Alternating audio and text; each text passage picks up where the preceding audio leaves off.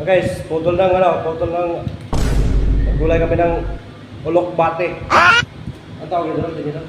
Ulok bate.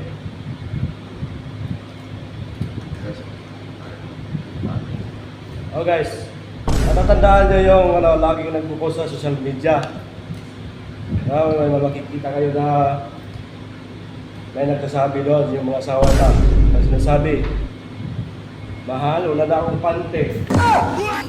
So guys, huwag niyong antay na umabot pa sa panahon na yung asawa niyo magsasabi na, Leng, wala na akong break. Sarap talaga yung sa palit ng bate.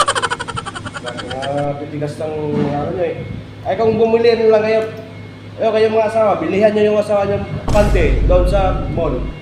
Isang container van, iwan ko lang maubusan pa kayo ng pante. Wala na akong pante. Walang pante. Wala na akong pante. Lagi na lang ako nakikita sa social media, wala na akong pante. Puting. Sabi mo, bumili siya ng pante. Kung pumunta lang sa mall, bilihan ng pante, isang container van, iwan ko lang maubusan ng pante. Sarap talaga kung palit ang bakit. Nangigigil talaga ako sa inyo guys eh. Sarap talaga. Ako. Hindi talaga antay na yung asawa niya magsabi na, Leng, wala na akong break. Problema din talaga yan.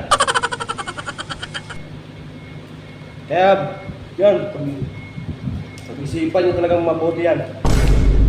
Kailangan, bilihan na ng pante, isang container van para hindi maubusan. Lagi na lang kayo nagpupo sa social media, Leng, wala kang pante. Ay, sarap po. Kikil talaga.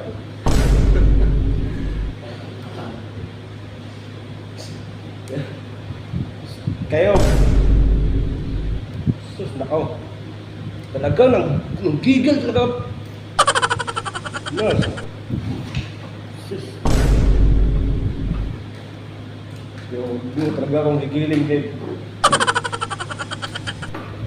Ay kung bumili kayo ng maraming pante, hindi kayo naubusan.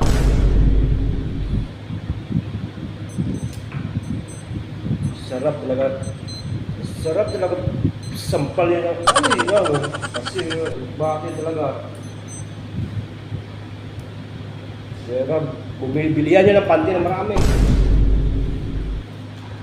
Lagi lang kayo nagpupost sa social media na walang pante. Bilihan nyo marami.